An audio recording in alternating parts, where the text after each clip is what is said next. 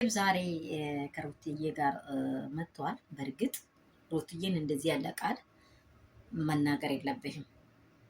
በእውነት ነው የምልህ፣ መናገር የለብህም። ሲጀመርም በሱ ህይወት ላይ በግራ በቀኝ ሆናችሁ ህይወቷን ያበላሻችሁት አንሶ ደግሞ እንዴት ከአብርሃም ጋር ትገናኛለሽ የምትለው ነገር እንዴት ሳትነግር ለምን ወሰድክ ብላይ ወንድምህን ለምን አትጠይቅ? እናት ናት፣ የልጁ እናት ናት። የእሷን ፔን እሷ ናት የምታውቀው።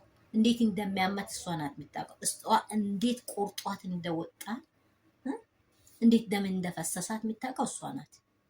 ስለዚህ አብርሃም ለምንድን ነው ሳትነግር የወሰድከው ብለህ ወንድምህን መጠየቅ ሲገባህ ከአብርሃም ጋር አትገናኝ አላልኩሽም ወይ የምትለው ነገር የሚያገናኛት ነገር ኦልሬዲ ለሩታ አለ።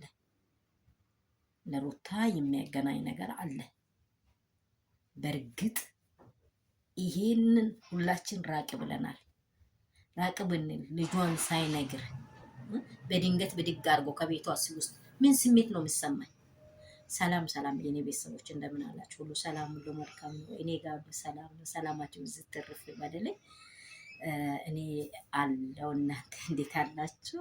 ቪዲዮውን ላይክ እና ሼር ሰብስክራይብ አድርጉ የኔ ውዶች፣ የኔ ቅመሞች። ወዳችሁ የሚያከብራችሁ አባቴ ብሩካን።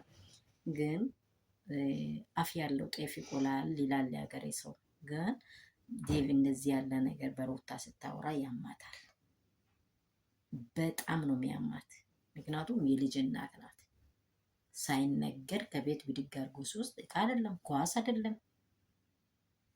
በጣም ነው የሚከብደው። ብቻ እንዴት አይምሮ አስበው እንደሆነ እንጃ። ሩታን ሁል ጊዜ መኮነን ስለምትፈልጉ ነው እንጂ